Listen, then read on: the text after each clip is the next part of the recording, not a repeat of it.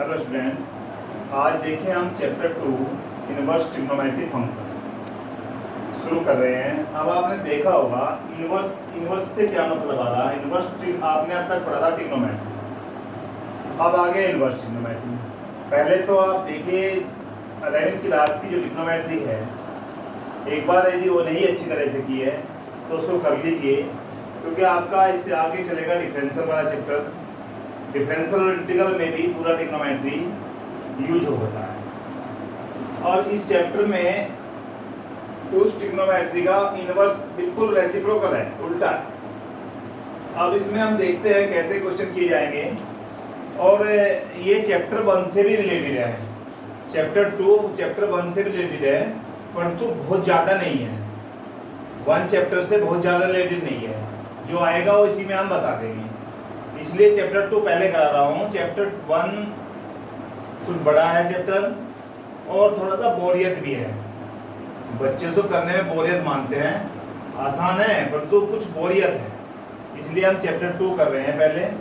अब सबसे पहले हम थोड़ा ट्रिग्नोमेट्री पे जाते हैं। जैसे कि साइन थीटा, साइन 30 की वैल्यू आप सभी को पता हो। साइन 30 की वैल्यू 1/2 होती है।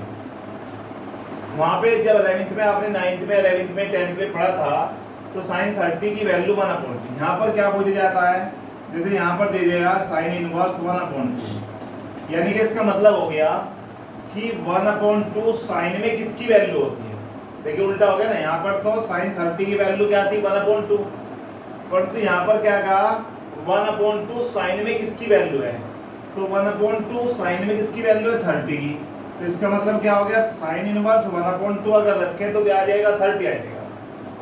ऐसे ही हमारे पास अब इसकी रेंज और इसके वैल्यूज, प्रिंसिपल वैल्यूज निकालने के लिए सबसे पहले तो एक बात सुनो, आप एक ट्रिग्नोमेट्रिक टेबल आपको याद होनी चाहिए। इसकी पहली एक्सरसाइज करने के लिए जैसे आपने 10th में पढ़ा था 10 यानी कि 0, उसके बाद में आता था π/6, फिर π/4,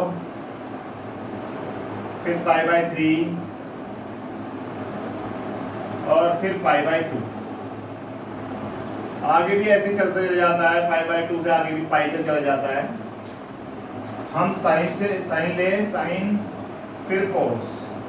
तो यहाँ पर साइन 0 की वैल्यू 0 थी, π/6 की वैल्यू 1/2 थी, और π/4 की वैल्यू 1/√2, और साइन π/3 की वैल्यू √3/2, और π/2 की वैल्यू 1। ये इसलिए ले रहे हैं क्योंकि इनका यूज इसी एक्सरसाइज में हो रहा है। और इसकी रेंज निकालेंगे, फिर रेंज निकालने में भी हमें पता करना पड़ेगा कौन सी वैल्यू किस पे डिफाइन है किस पे नहीं है। cos 0 ये यहाँ पर आ जाता है 1/, यहाँ पर √3/2 बन जाएगा, ये 1/√2, ये 1/2 और ये 0। अब देखिए अगर 10 को लेते हैं तो 0/1 तो 0 आ जाएगा, 1/0 आ जाएगा नॉट डिफाइंड, यानी कि इसका मतलब 10 90 10 π/2 क्या होता है भाई, नॉट डिफाइंड। इसमें यहाँ पर करें तो क्या आ जाएगा 1/√3 1, और यहाँ पर क्या आएगा √3। अगर हमें कोड को निकालना है तो भैया इसको यहाँ लिया, ये इनफाइनाइट हो जाएगा, यहाँ पर √3 1 और 1/√3 और 0। हमें कोसेक करना है, कोसेक इसका रेसिप्रोकल हो जाएगा 1/0, यहाँ पर हो जाएगा 2, यहाँ पर √2 2/√3 और यहाँ पर 1। सेक करना है तो सेक के लिए यहाँ पर ये इसको बना जाएगा, यहाँ पर आ जाएगा तुम्हारा सेक के लिए सेक, तो उसका उल्टा होता है। अब 2/√3 आ जाएगा भैया, यहाँ पर √2, यहाँ पर 2 और यहाँ पर नॉट। ये तो हमारी टेबल थी। इसके आगे की वैल्यू भी ऐसे निकाल लेते पाई तक की वैल्यू। अब आपको 90 से आगे भी याद रखनी पड़ेगी वैल्यू पाई तक की। अब हम देखते हैं यहाँ पर जैसे कि इसकी रेंज निकालें। सबसे पहली बात आती है रेंज। रेंज के लिए जो साइन इनवर्स x की रेंज होती है, साइन इनवर्स x। अब आप देखिए साइन की मिनिमम वैल्यू क्या होती है -1 और मैक्सिमम वैल्यू क्या होती है 1। अब यदि हम इसका ग्राफ बनाएं तो ये बन गया हमारा, ये x डैश हो गया और ये y और y डैश हो गया। इस पर अगर ग्राफ बनाए, यहाँ पर मान लिया 1 है और यहाँ पर -1 है। इस पे ले लेते हैं 0 है, x पे हम π/2, फिर पाई ले लेते हैं, फिर यहाँ पर 3π/2 ले लेते हैं, और फिर यहाँ पर ऐसे ही π/2, 3π/2, 5π/2 ले लेते हैं, -π/2, 3π/2 ले लें, और 5π/2 ले लें भाई माइनस में। अब इसका ग्राफ किस तरह चलेगा देखिए, ये यहाँ से ऐसे 1 तक जाएगा, ये 1 है यहाँ तक, और फिर नीचे आएगा यहाँ से, और फिर ये -1 तक आएगा यहाँ तक, फिर ऐसे चले जाएगा, फिर ऐसे होता हुआ -π/2, फिर ऐसे यहाँ पर, ऐसे इधर से ये ऐसे चलता है। तो आपका ये ग्राफ इसका इस तरह से चलता है साइन का ग्राफ। अब हम इसमें देखें कहाँ पर आ रहा है, साइन की रेंज क्या बन रही है। साइन की रेंज बन रही है -π/2 और π/2, इसी के अंतर्गत रहेगा। जब भी आप देखेंगे इसके बीच इसी में लाई करता रहेगा, तो साइन की वैल्यू साइन इनवर्स क्या हो जाएगा, -π/2 और π/2 के बीच हो। अब हम देखें साइन की और कोस की, कोस इनवर्स एक्स। अब कोस इनवर्स एक्स कहाँ पर लाई करता है, 0 और पाई के बीच में। तो दोनों दो रेंज याद रखें, बाकी रेंज इन्हीं से बन जाएगी। साइन किसके की रेंज क्या है, -π/2 से π/2, और कोस की रेंज क्या है, 0 से पाई। अगर हमें साइन की फैमिली कौन कौन होती है, कोसेक, तो कोसेक इनवर्स को लिख लीजिए और टेन इनवर्स को लिख लीजिए। इसकी फैमिली कौन सी होती है, कोस की सेक इनवर्स होती है और कोट इनवर्स। अब हम इनमें देखते हैं कोसेक इनवर्स। भाई कोसेक इसी में आना चाहिए, तो इसकी रेंज भी क्या होनी चाहिए, -π/2 से π/2 के बीच में। परंतु एक बात और देख लें कि कोसेक कहाँ पर नॉट डिफाइन हो रहा है। कोसेक कहाँ, ये रहा कोसेक, कहाँ पर नॉट डिफाइन हो रहा है, 0 पर। देखिए 0 पर नॉट डिफाइन हो रहा है, तो हम क्या करते हैं, 0 को देखते हैं इसके बीच में आती है कि नहीं, यानी कि -π/2 और फिर क्या आता है 0, फिर π/2, इसके बीच में लाई कर रही है, तो हम 0 पे जाएंगे तो नॉट डिफाइन हो जाएगा कोसेक। तो हमें क्या कर देना चाहिए, उसको हम यहाँ से माइनस, यानी कि कोसेक की रेंज इसी से बन गई, बस केवल मैंने 0 को हटा दिया इसमें से। अब हम tan की देखते हैं, tan की भी, अब tan को देखें किस किस पर नॉट डिफाइन हो रहा है। tan को हम देखते हैं किस पर नॉट डिफाइन हो रहा है। tan π/2 पर अगर हम देखें, π/2 पर नॉट डिफाइन हो रहा है, और -π/2 पर भी नॉट डिफाइन होगा। तो इसका मतलब tan की जो रेंज बन जाएगी वो माइनस, यानी कि ओपन इंटरवल यहाँ कर दीजिए, -π/2 और π/2, और हमने यहाँ पर क्या लगा दिया, ओपन इंटरवल लगा दिया। इसका मीन्स ये हुआ कि tan माइनस में की रेंज में क्या आएगा, -π/2 नहीं है और π/2 नहीं है, इसके अंदर की सारी वैल्यूज इसकी रेंज में आ जाएगी। तो इसी से हमारे तीनों बन गए। भाई अगर हमें साइन का याद है, रेंज -π/2 और π/2 होता है, सारी वैल्यू किस में रहेगी, -π/2 से लेकर π/2 में, यानी कि -π/2 और π/2 भी इंक्लूड है। बट हमने देखा कोसेक इनवर्स को, कोसेक की रेंज भी यही होती है, बस हम देख लें कोसेक कहाँ पर नॉट डिफाइन होता है। तो कोसेक को देखा 0 पर नॉट डिफाइन है, हमने 0 को माइनस कर दिया। फिर हमने क्या देखा, tan इनवर्स को, tan इनवर्स π/2 पे नॉट डिफाइन है, -π/2 पे भी नॉट डिफाइन होगा। तो हमने क्या करा, -π/2 को भी हटा दिया, π/2 ओपन इंटरवल बना दिया। तो इसके बीच की एक्सेप्ट -π/2 और π/2, इसके बीच की सभी वैल्यू पर tan क्या हो जाएगा, रेंज, इसकी रेंज बन जाएगी, इसमें वैल्यू देगा। अब कोस की फैमिली में आते हैं। देखिए बस दो को याद रखें, यहाँ पे भी ऐसे ही करेंगे। अगर कोस को देखा जाए, सेक को देखो किस पर नॉट डिफाइन है। अब सेक ही रहा, सेक किस पर नॉट डिफाइन आ रहा है, माइनस इसमें π/2 पर। तो आप सीधा कर दें, क्या रेंज रहेगी इसकी, 0 से पाई। चलिए पाई रख दी हमने कोस वाली, और माइनस किसको कर दें, π/2, क्योंकि π/2 पर यह सेक क्या है, नॉट डिफाइन है। तो रेंज क्या होगी, 0 से पाई तक, और π/2 नहीं है। अब लेते हैं कोट को, अब कोट की भी यही रहेगी। चलिए हम लिख देते हैं 0 पाई। अब देखते हैं ये कहाँ पर नॉट डिफाइन है। कोट को देखिए 0 पर नॉट डिफाइन होता है। अब भैया अगर कोट पाई की वैल्यू निकालूं, कोट 90 प्लस 90 कर दूं, चलो छोटा सा यहीं से दिखा देते हैं, तो क्या बन जाता है ये कोट 90, तो माइनस का tan 90 बन जाता है और माइनस का tan पाई बाई 2, और tan पाई बाई 2 क्या दे रहा है, नो इनडिफाइन, यानी क्या बन जाएगा, इनफाइनाइट बन जाएगा। तो इसका मतलब 0 पर और पाई पर दोनों पर क्या हो जाएगा, नॉट डिफाइन।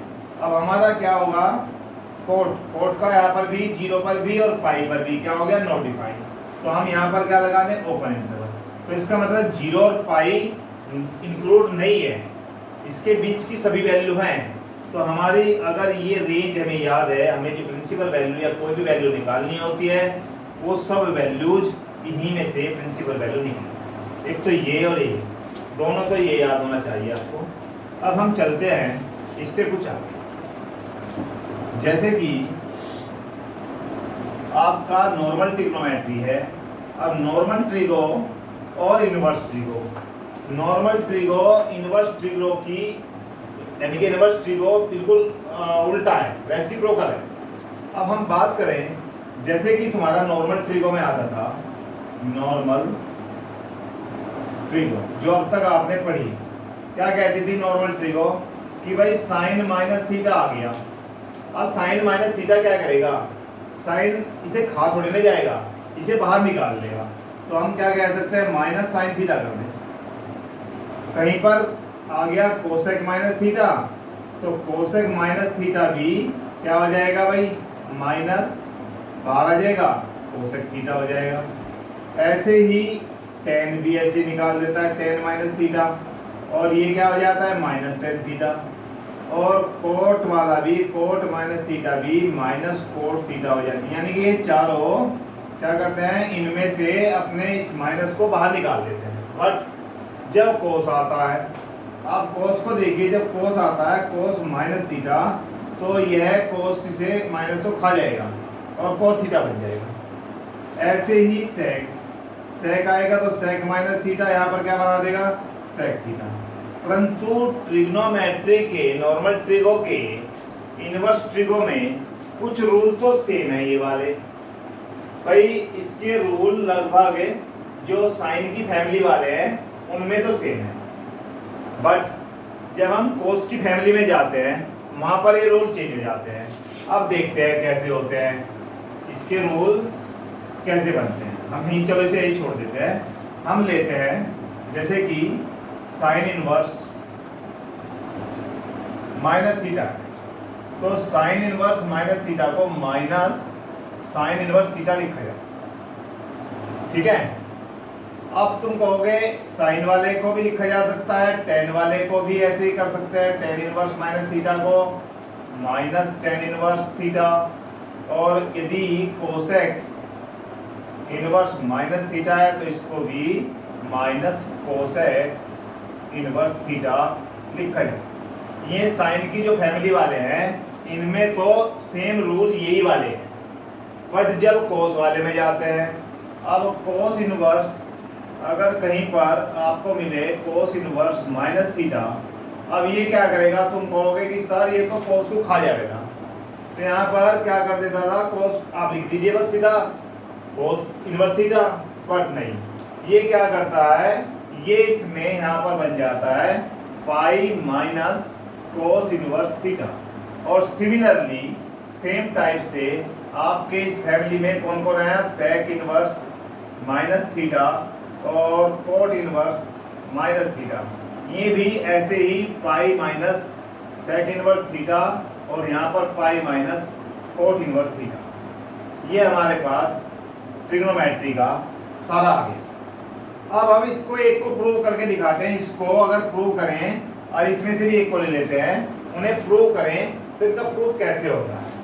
हम एक काम करते हैं, साइन इनवर्स माइनस थीटा लेते हैं, साइन इनवर्स माइनस थीटा। अब साइन इनवर्स माइनस थीटा को हम इसे y मान लेते हैं, लेट कर लेते हैं, let y is equal to, क्या कर लेते हैं, y इज इक्वल टू लिख लेते हैं भाई, y is equal to sine inverse minus theta लिख लेते हैं। अब भैया अगर मैं इसे ऐसे लिखूं, साइन इनवर्स है तो ये बन जाएगा साइन वाई बराबर माइनस थीटा लिखा जा सकता है। मैं इसको ऐसे भी लिख सकता हूँ, minus sine y is equal to theta लिखा जाएगा। और यहाँ से माइनस देखिए बाहर है तो इसको आप ध्यान दीजिए, sine minus y is equal to theta भी लिखा जा सकता है। देखो माइनस साइन है तो माइनस को यहाँ ले जाऊँ, साइन माइनस थीटा क्या होता है, माइनस साइन थीटा होता है। तो साइन माइनस वाई को थीटा लिखा जा सकता है।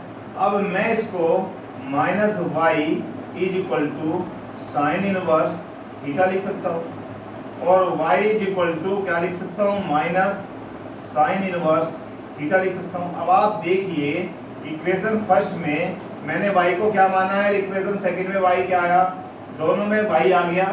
यहाँ पर y का मान साइन इनवर्स माइनस थीटा है तो मैं फ्रॉम फर्स्ट और सेकंड से कह सकता हूँ, फ्रॉम फर्स्ट एंड सेकंड हम कह सकते हैं sine inverse minus theta is equal to minus sine inverse theta.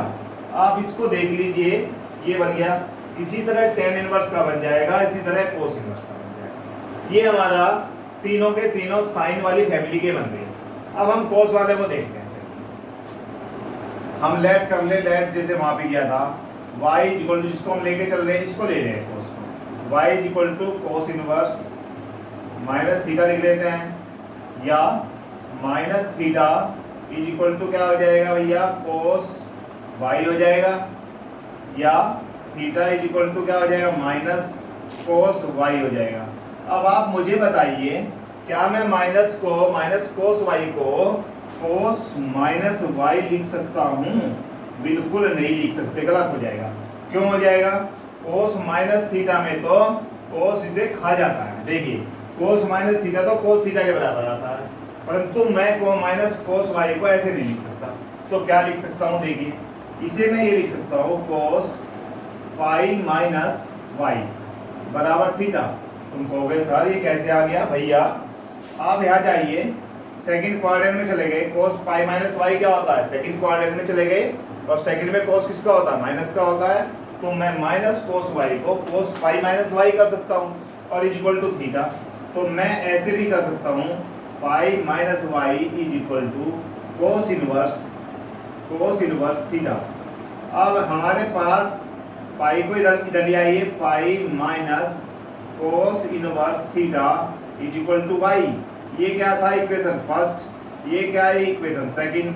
अब हम फ्रॉम फर्स्ट एंड सेकंड से लें, फर्स्ट एंड सेकंड, तो हमारे पास देखिए दोनों y की वैल्यू है, तो हमारे पास क्या आ जाएगा, cos inverse minus theta is equal to pi minus cos inverse theta. तो भैया अब मैंने बता दिया कि कोस वाली फैमिली में अगर हम तीनों को प्रूव करें तो तीनों का प्रूव करके इस तरह से आएगा कि sec inverse minus theta is equal to pi minus sec inverse theta, और cot inverse minus theta equal to pi minus cot inverse theta. और साइन वाली फैमिली में हम बिल्कुल जो हमारे नॉर्मल ट्रिगो के रूल थे वही रूल्स यहाँ पर आ जाएंगे। अब हमारा एक्सरसाइज लेते हैं, एक्सरसाइज में देखते हैं कि प्रिंसिपल वैल्यू कैसे निकालते हैं। इनवर्स ट्रिग्नो में पहला क्वेश्चन देखते हैं, एक्सरसाइज 2.1। देखिए फाइंड प्रिंसिपल वैल्यू। तो प्रिंसिपल वैल्यू की बात आती है जब, अब आप प्रिंसिपल वैल्यू में देखिए उन वैल्यू को कहा जाता है, प्रिंसिपल वैल्यू जब निकलवाता है उन वैल्यू को लेकर को कहा जाता है जिसके लिए ये फंक्शन रहे, जिसके लिए ये क्या रहे, फंक्शन रहे, भाई रेंज में रहे। अब देखते हैं ये रेंज के अंदर हमें निकालना है। हम पहले क्वेश्चन में बात करते हैं साइन इनवर्स माइनस 1/2। अब आपको पता है, अभी मैंने बताया था कि भाई sign inverse minus theta normal trigo की तरह कार्य करता है और क्या बन जाएगा, साइन इनवर्स थीटा बन जाएगा। चलिए इसे लिख देते हैं माइनस साइन इनवर्स 1/2 हो गया। अब आगे चलते हैं, 1/2 साइन में किसकी वैल्यू होती है, 1/2 साइन की टेबल में जाइए, दिमाग लगाइए, 1/2 किसकी वैल्यू होती है वो बताएगा हमें कि साइन में 1/2 पाई/6 की वैल्यू होती है। तो हम यहाँ लिख सकते हैं sine inverse sine pi by 6। अब भैया हमें पाई बाई 6 को रेंज के अंदर भी देखनी है। साइन की रेंज क्या है? साइन की रेंज है -π/2 से π/2। अब भैया π/6 इसके अंदर ही काम कर रहा है भाई। π/6 तो π/2 और -π/2 के बीच में ही आएगा कहीं ना कहीं। जितनी π/3 π/2 π/8 π/10 सारे इसके अंदर ही आने हैं। तो इसका मतलब ये काम कर रहा है, रेंज में है भाई। रेंज में है तो हम इसको लिख सकते हैं माइनस साइन इनवर्स कितना आ गया? साइन π/6। अब जब साइन इनवर्स के साथ साइन आता है भैया, आप बात ध्यान रख लो, काट साइन इनवर्स साइन थीटा। भैया कुछ इधर काट देना, साइन से साइन कट जाए, कटता नहीं है, बस इसकी वैल्यू क्या लिखी जाती है? थीटा।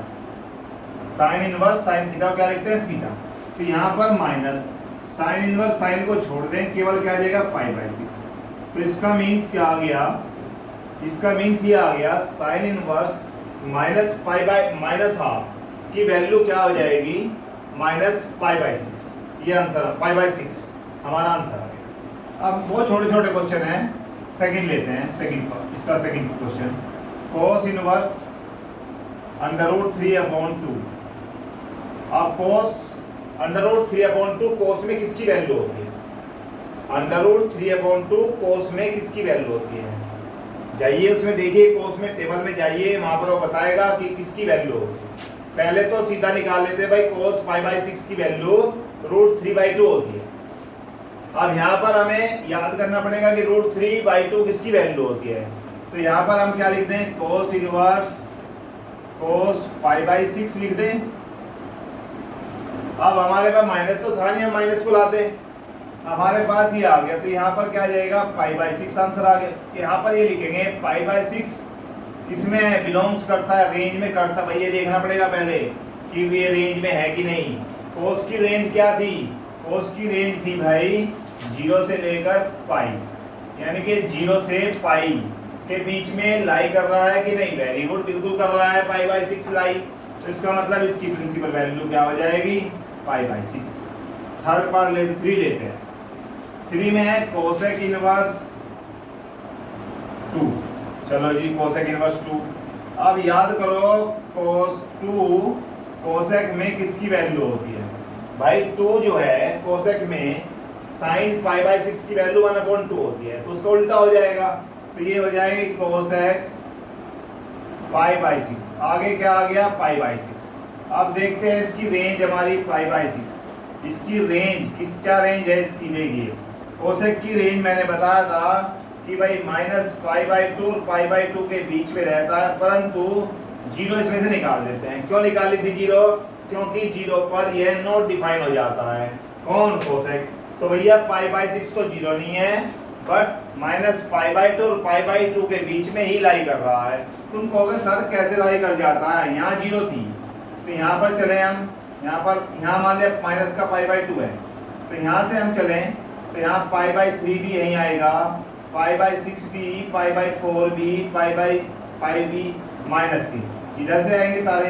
इधर को चले तो π/6 π/4 π/3 π/2 इस तरह से लाई करेगा।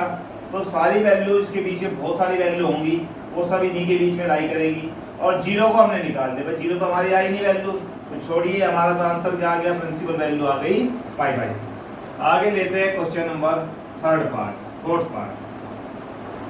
फोर्थ में है tan इनवर्स -√3। अब भैया ये तो बेचारा साइन की फैमिली का है। साइन की फैमिली वाले तो सीधे साधे हैं, जो नॉर्मल टिग्नो का काम करती है वही इनवर्सिटी को काम करेगी। तो यहाँ पर मैं क्या लिख दूंगा इसको? -tan inverse √3। अब भैया √3 tan में किसकी वैल्यू होती है ये हमें देखना पड़ेगा।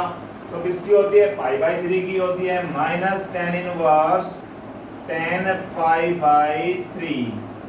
अब देखते हैं π/3 रेंज में है कि नहीं भैया।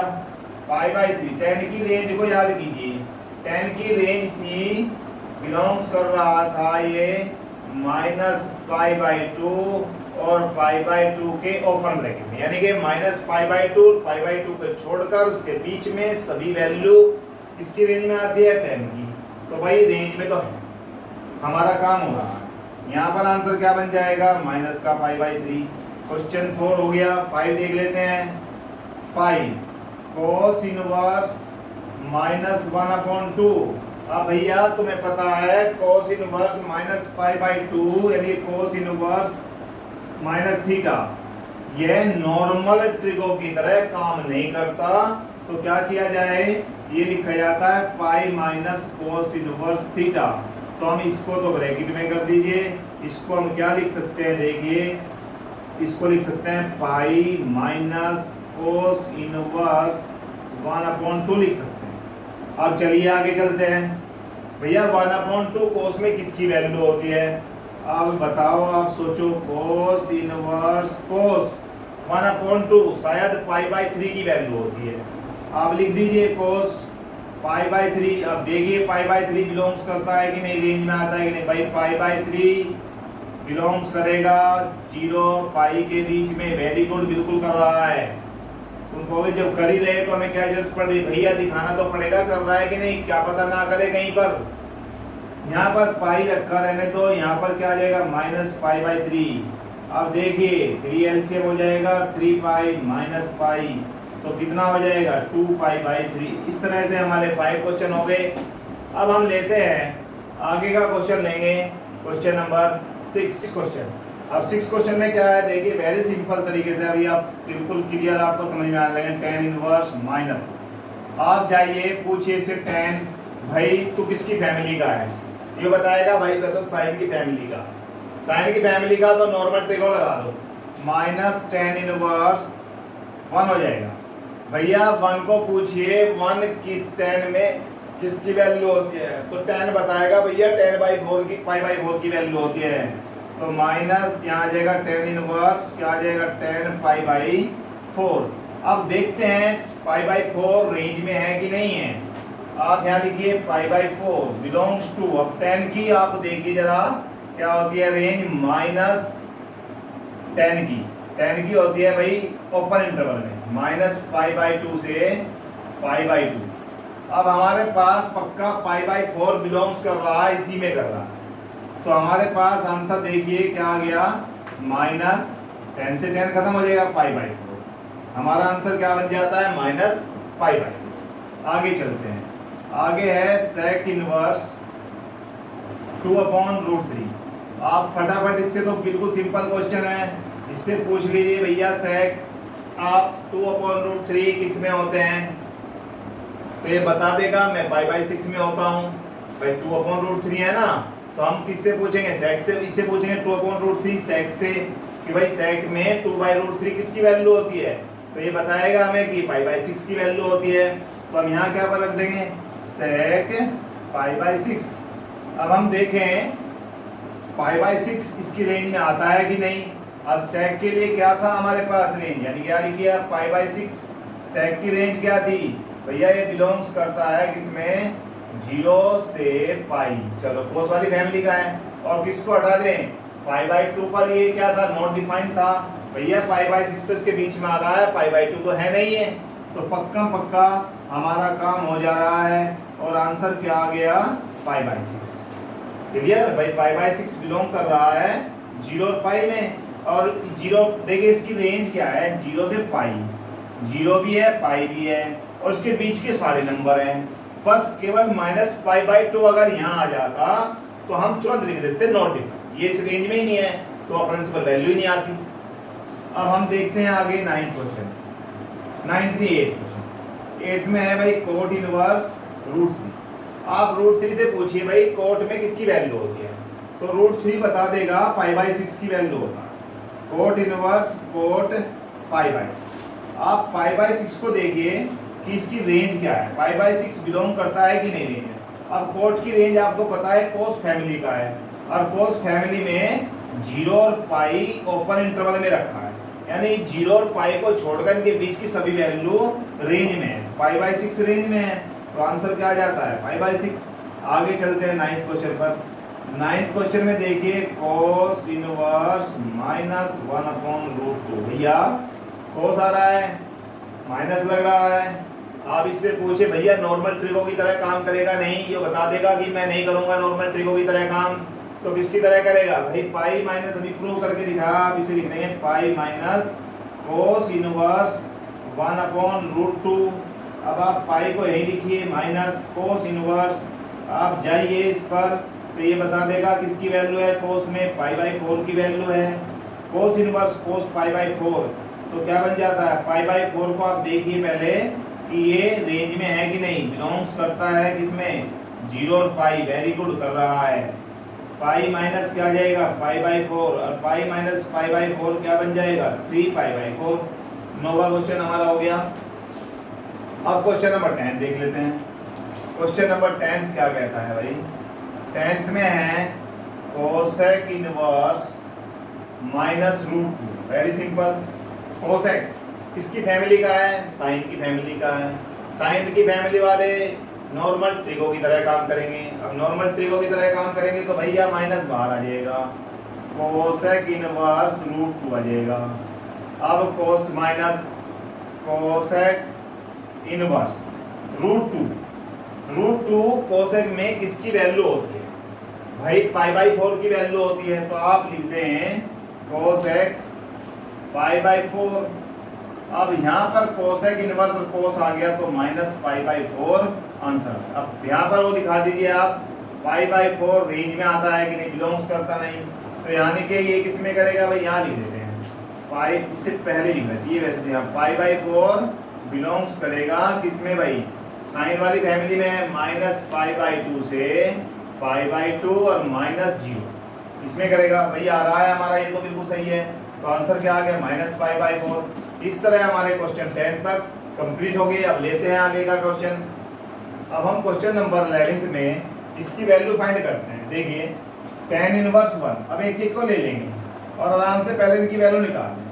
अब tan इनवर्स 1 रखिए, आप tan इनवर्स 1 रखिए, tan से पूछिए 1 किसकी, tan में यानी कि 1 tan में किसकी वैल्यू होती है, तो भैया tan इनवर्स tan पाई/4 बता देगा भाई। अब देख लीजिए पाई/4 रेंज में आता है कि नहीं, पाई/4 बिलोंग्स करता है इसकी क्या, 0 से लेकर पाई, और ये ओपन इंटरवल होता है 0 से पाई, 0 से पाई नहीं भाई, ये तो माइनस पाई, ओपन इंटरवल -पाई/2 से पाई/2 ये। अब यानी कि tan इनवर्स 10 चलेगा तो क्या बचा, केवल पाई/4। चलिए कोस इनवर्स एक एक के निकाल लेते, इसकी फिर इसकी फिर इसकी, फिर बाद में रख देंगे। Cos inverse -12। अब आप देखिए यहाँ पर माइनस आ गया, अब माइनस आगे कोस की फैमिली का है, नॉर्मल ट्रिको की तरह तो काम नहीं करेगा, तो इसका मतलब क्या कर दीजिए, पाई माइनस क्या बन जाएगा, पाई माइनस कोस इनवर्स 1/2। अब कोस इनवर्स 1/2, अब पूछिए 1/2 कोस में किसकी वैल्यू होती है भाई, 1/2 कोस में पाई/3 की वैल्यू होती है, माइनस कोस इनवर्स कोस पाई/3। अब पाई/3 को देखिए कि ये बिलोंग्स करता है कि नहीं रेंज में, इसकी रेंज क्या है भाई, 0 से पाई, वेरी गुड कर रहा है। आप पाई माइनस पाई/3 कर दीजिए, कितना आ जाएगा 2 पाई/3।